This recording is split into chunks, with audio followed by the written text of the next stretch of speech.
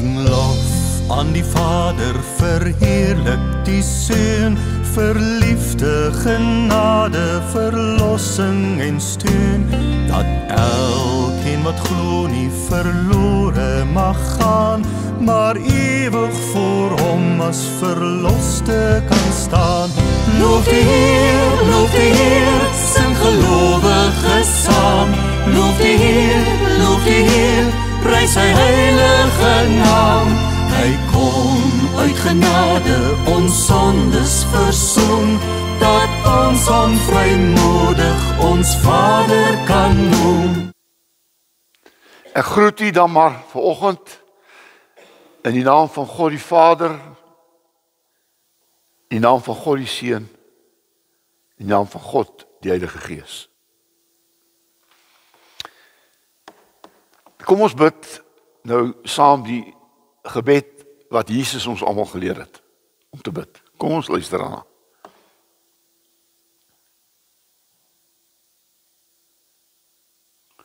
Ons Vader wat in die hemel is, laat u naam geheilig word. Laat u koninkryk kom. Laat u wil geskied. Op aarde soos in die hemel. Gee vandag ons daaglikse brood. Vergeef ons oortredings, soos ons ook die vergewe wat teen ons oortree. Laat ons nie in versoeking kom nie, maar verlos ons van die bose, want aan u behoort die koninkryk en die krag en die heerlikheid tot in ewigheid. Amen. Onse Vader.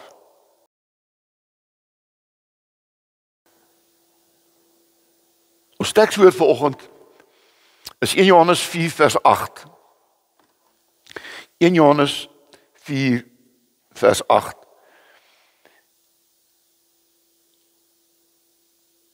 En ek dink hierdie 1 Johannes 4 vers 8 is 'n versie wat ons vanoggend wil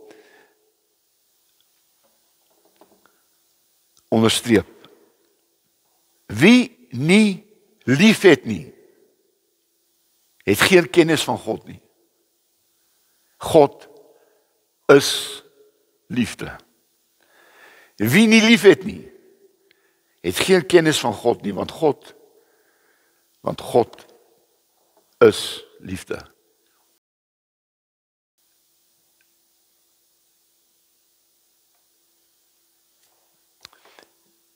Ek wil graag met julle so 5 dinge deel van God die Vader, wat elkeen betrekking het op ons vaderskap. Ons vaderskap word nie gedefinieer in hoe ons groot geword het, of wat is ons kwalifikasies, soos wat is ons status nie. Ons word gedefinieer in wie God is, en wie God vir my is. God ons Vader, Matteus 6 vers 9, die boodskapvertaling, ons Vader in die hemel, ons wil almal op aarde groot eerbied vir u hê, u heilige naam hê. Ek wil daarmee begin. Vader, hier word 2 goed van die Vader gesê wat verskriklik belangrik is. Die 2 goed is dat 'n vader moet gerespekteer word. En 'n vader moet 'n goeie naam hê. Jy weet, jy kan die 2 goed nie koop nie.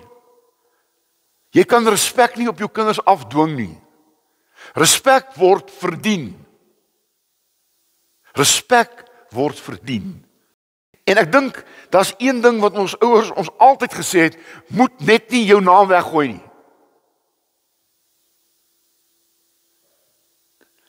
En 'n vader behoort te weet, hierdie 2 dinge is baie belangrik, want sy hele gesin dra sy naam. 'n Gesin dra nie die ma se naam nie. Die gesin dra die naam van die vader, die pa, die van die pa. So ons as paas moet dit baie goed moet weet. En jy weet, daar's 'n belangrike ding wat ek wil sê. Ek kan nie, luister mooi, ek kan nie 'n vader wees voor ek nie 'n kind is nie. En ons baie vaders wat nie vaders is nie, omdat hulle nooit kinders geword het nie. Kinders van God. As jy as pa nie 'n kind van God is nie, kan en sal jy nie 'n vader kan wees nie. Johannes 1:12 sê dit so baie mooi, maar aan almal wat Jesus aanvaar het, het hy die reg gegee om kinders van God te word, hulle wat in sy naam glo. Hoor wat ek sê. Ek kan alleen 'n vader word as God my sy kind gemaak het, omdat ek sy seun Jesus aanvaar het. En daarom ook alle paas wat nou na my luister, vra, is jy 'n kind van God? Nie ek wil 'n kind van God word nie. Ek probeer om 'n kind van God te wees nie. Nee, my kind probeer nie my kind wees nie. Hy is my kind. 'n Vader kan nie 'n vader wees voordat nie 'n kind is nie. En weet julle, dit is so wonderlik wat ons in die gebed gebid het, dat as jy 'n kind van God is, dan weet jy dat jou sondes vergewe is. En daarom is dit vir 'n pa maklik om iemand se sonde te vergewe. Om te sê, jammer. Daar's niks so verskriklik waar mense mekaar nie vergewe, veral binne huisgesin. Dat die huisgesin uit mekaar uit spat. Daar's gesinne wat nie by mekaar kon kuier nie. Daar's iets waarvoor hulle mekaar nie kan nie, wil nie vergewe nie. Ek sal nie. En daarmee trek jy 'n streep deur jou vaderskap. Dis eintlik wat gebeur. En daarom, as jy 'n kind van God is, dan weet jy ook dat jy moet in 'n verhouding, met 'n verhouding lewe. 'n Mens kan nie 'n pa wees en 'n kind wees sonder 'n verhouding nie. En hierdie verhouding is 'n liefdesverhouding. Ek kan nie vir julle sê hoeveel keer in my bediening was daar veral mans, seuns, wat my gesê het, Dominee, my pa het nog nooit vir my gesê dat hy my liefhet nie. Nooit gesê nie. En met daardie leemte sit daardie kind vir die res van sy lewe, want hy gaan heel waarskynlik ook nie weet hoe om sy kinders, sy vrou lief te hê nie. En sonder liefde is daar geen gesin nie, en sonder liefde kan jy nie 'n pa wees nie. Jy's gediskwalifiseer as pa as jy nie liefde het nie. Want God is liefde. En as pa's wat alles vir hulle kinders wil gee, behalwe opregte liefde. Liefde. Wat beteken ek is intiem, naby my kind. Weet jy, ek moet my kind so vashou en hy my so vashou dat ons mekaar se harte hoor klop. Dis 'n ongelooflike oomblik in 'n mens se lewe. Ek het nou onlangs weer gepraat oor my eie pa, baie goeie man, baie goed gesorg vir ons, hard groot geword, een van 12 kinders, het nooit in sy huis gehoor dat iemand hom liefhet nie. En daarom kon my pa dit nie leef nie, hy kon dit nie sê nie. En toe ek die een dag by die huis kom, ek was al op die universiteit, toe het ek 'n afspraak met hom gemaak en ek het vir my ma gesê, los ons in die sitkamer. En ek het na my pa toe geloop en ek gesê, pa moet opstaan. En ek het hom vasgedruk. En ek het vir hom gesê, pa, ek is lief vir jou. En ek wens, jy kon daardie skreeu, daai kreet uit sy hart uit. Hy het so geskreeu dat ek geskrik het. En hy het my vasgedruk. En hy sê, ek wou al so lank dit gesê het. Ek is lief vir jou. Hoor jy wat ek sê? Dis wat dit beteken, dat 'n vader en 'n kind se verhouding moet altyd liefde wees. Want jy sien, jou kind is nie jou eiendom nie. Jou kind is nie jou geleen. God het daai kind vir jou geleen. En jy moet daai kind groot maak vir die Here. Die derde is hierso, God is 'n liefdevolle Vader. Ek het dit reeds gesê in Johannes 4 vers 8. God is liefde. Oukies, daar's mense wat van God, en ek wil dit vir julle sê, en ek is hartseer daaroor, en ek weet nie waar dit gebeur nie. Ek dink dit het gebeur vanuit die Ou Testament al, uit Ou Testament. En dink dit gekom van Calvin met die sterk gereformeerde belydenisse. Weet jy dat God was vir 'n lang tyd in die kerk voorgestel as 'n kwaai pa. Ek moet hom altyd net probeer gelukkig hou. As ek 'n fout maak, word ek gestraf. En weet jy, so het God vir ons 'n bangmaakpa geword. 'n Bangmaakpa geword. Dis maas wat dit gedoen het met die pa. As pa vanaand huis toe kom, gaan ek hom vertel. En hy gaan vir julle die loosing van julle lewe gee. 'n Ma maak die pa 'n bangmaakpa. Ek kom nie huis toe om my kinders te kom slaan nie. 'n liefdevolle Vader. 'n liefdevolle Vader. En hierdie liefde het God geopenbaar deur sy seun te gee. Weet jy wat doen liefde? Liefde gee. En ek sê dit weer, paas, ek is self skuldig. Ek sê dit vir julle. Weet jy dat daar sekere mans is wat hulle self nie kan gee nie? Hy kan nie sy kind vasdruk nie. Hy kan nie sy vrou vashou nie.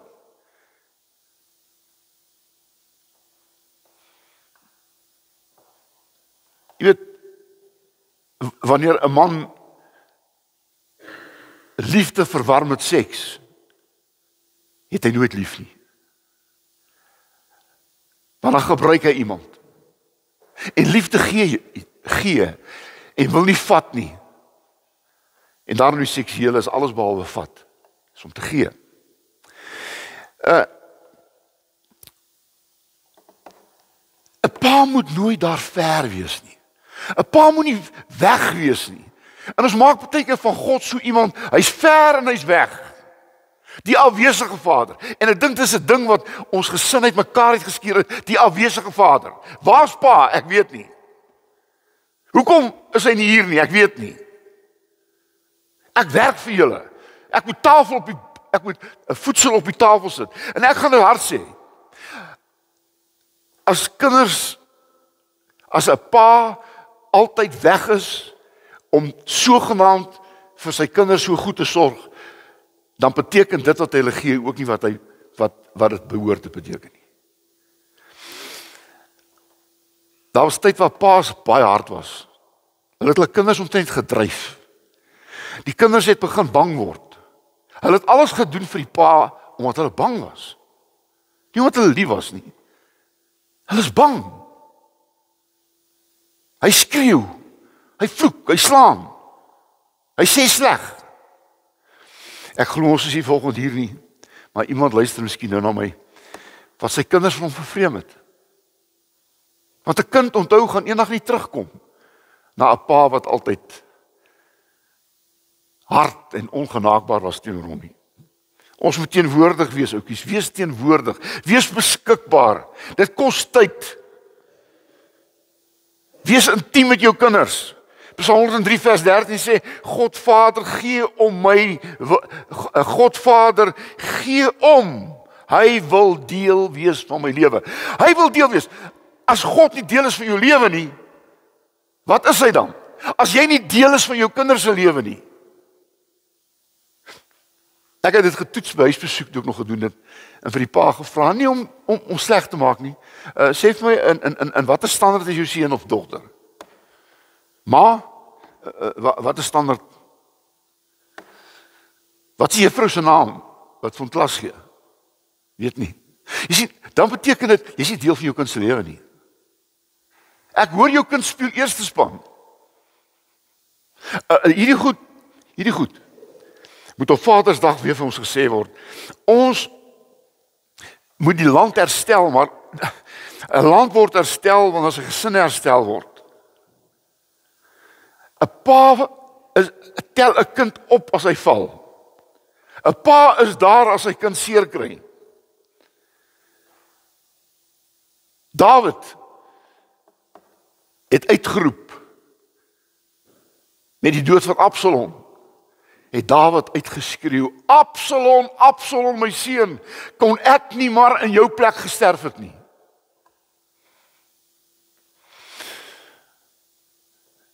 Want jy sien, liefde hou nie boek van die kwaad nie.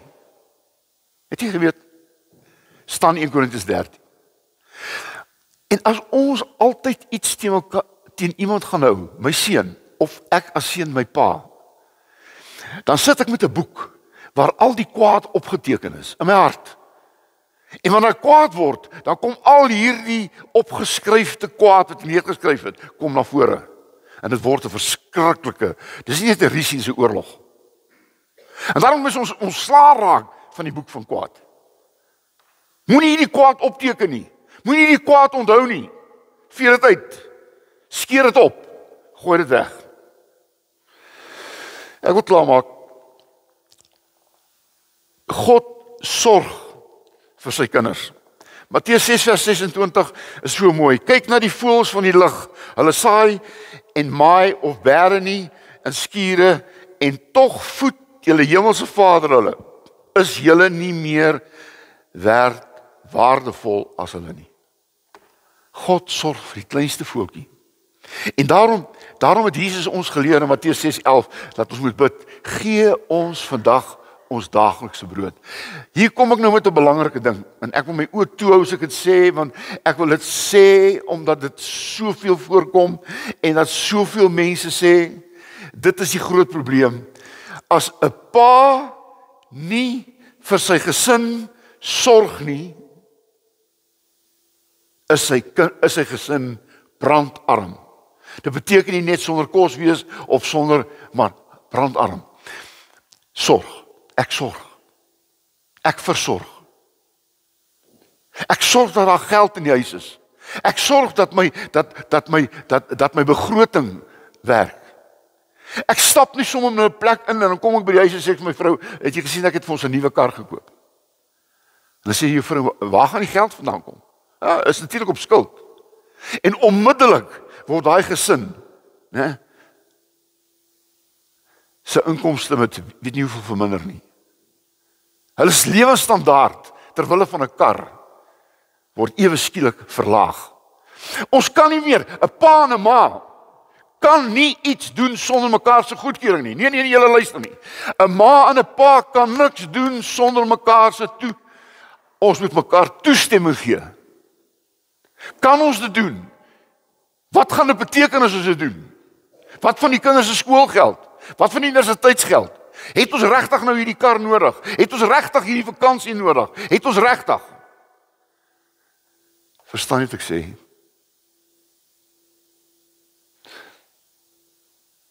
Ons moet sorg.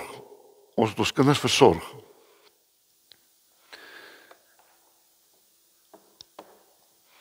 Ek het huweliksberading gedoen.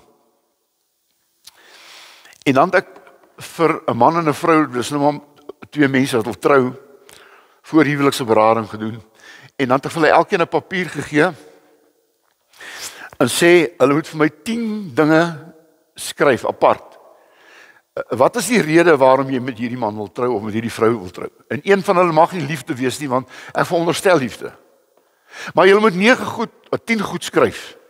Hoekom het ek hierdie man? Hoekom wil ek met hierdie man trou? Hoekom wil ek met hierdie vrou trou?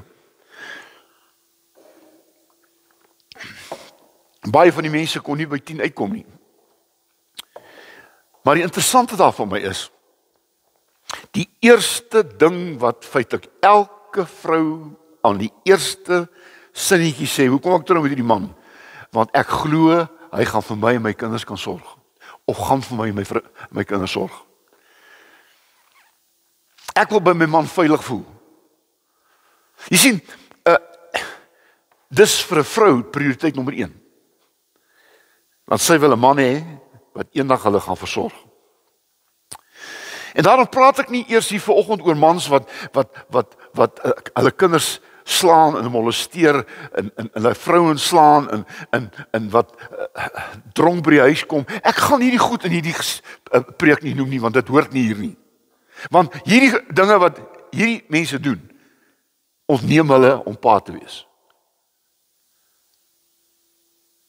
Dit ontneem jou om pa te wees.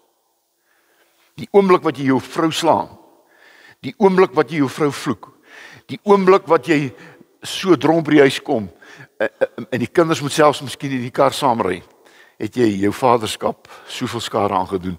En Jakobus 1:17, God Vader wil vir ons die beste gee.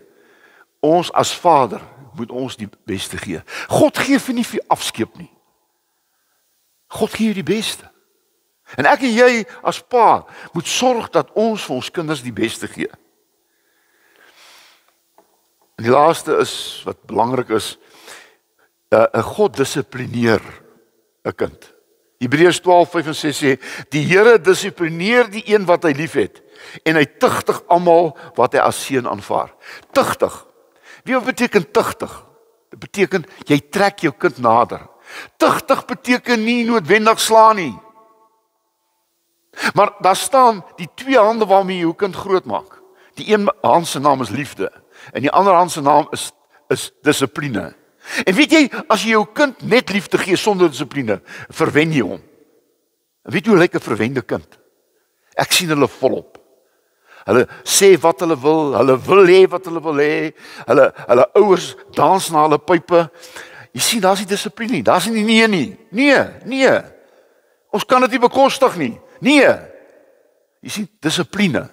Maar jy sien, tug sonder liefde word aanranding. Want hierdie twee goed by mekaar gee ons 'n gesonde dissipline in ons huis. Spreuke 3:11 ken julle almal, en ek dink ons moet dit meer lees. Die vermaaning van die Here, my seun, moet dit nie verwerp nie, en moenie 'n afkeer hê van sy teregwysing nie. Want die een vir wie die Here liefhet, wys hy tereg, soos 'n vader die seun tug weer omgee. Psalm 127 sê, Here, vat my hand, lei my op die pad waar daar nie slaggate is nie. Wys hoe ek moet reg lewe. Ek is klaar. Ek dink ons vaders, ons paas het nou by 'n plek uitgekom in ons lewens waar ons standpunt moet inneem. Ek luister na soveel goed op die oomblik op YouTube en op baie plekke. Ek luister na verskriklike die mense wat die sogenaamde podcasts, daar's ongelooflike goed wat mense praat. Ek is moeg vir storieetjies kyk. Ek sê nie ek kyk nie storieetjies nie. Maar weet jy wat, ek is op 'n punt in my lewe waar ek deur mense met wysheid gevoed word. En hierdie manne wat praat is wyse mense. Is jare en jare se ondervinding wat hulle vir jou gee. En die een ding wat ek al meer en meer begin sien is dat ons word aangeraai, jy moet opstaan. Jy moet wees wie jy is. Jy moet nie skaam wees oor wie jy is nie. Jy moet ronduit sê, hier staan ek. Ek kan nie anders nie. Ek sal nie ingee nie. Dit wat verkeerd is, gaan ek nie reg maak nie. Verkeerd is verkeerd en reg is reg. En ek dink ons land gaan dit belewe in die toekoms. Hoor wat ek sê. Ons gaan opstaan. Nie om te veg nie, maar om reg te maak. Die land moet reggemaak word deur mans, paas, vrouens, gesinne wat God gekies het. En nie skaam is daarvoor nie. En daarom wil ek nie net die mans vra volgende nie. Ek wil almal vra om op te staan en net te hoor wat het Joshua se ou man gesê voor sy volk. Hy het opgestaan. En hy het sy volk met hierdie opstaan by God teruggebring. Staan net vir 'n oomblik op, ek gaan dit net lees.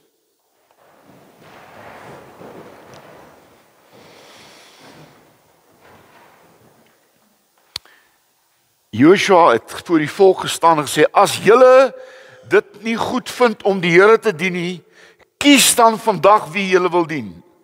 Die gode wat julle voorvaders gedien het, of die gode van die Ammoniete in wie se land julle woon. Maar wat my betref, wat my en my familie betref, ons sal die Here dien. Vir hierdie volk sê hy, julle kan kies. Kies wie julle wil dien. Kies hoe julle wil lewe. Maar ek en my huis, ons sal die Here dien. En dit sal hierdie volk weer op die regte koers bring. Paas, oupas, maas almal. Tyd het aangebreek dat ons moet ophou mooi praatjies praat. Ons moet sê wat God sê. En ek het elke woord wat ek vanoggend vir julle gesê het, kom uit die woord van God. Dis hy wat dit sê. Ek is die posman, weet julle. En party mense word kwaad vir die pos. Ek het dit nie geskryf nie, ek het dit vir julle afgelewer. En soms is die woorde van God nie sommer maklik nie. Is nie lekker nie. Ek is ook nie die volmaakte pa nie. Maar ek weet wat God wil hê. En hierdie gemeente moet God begin uitleef. En dan gaan dinge begin verander. Amen.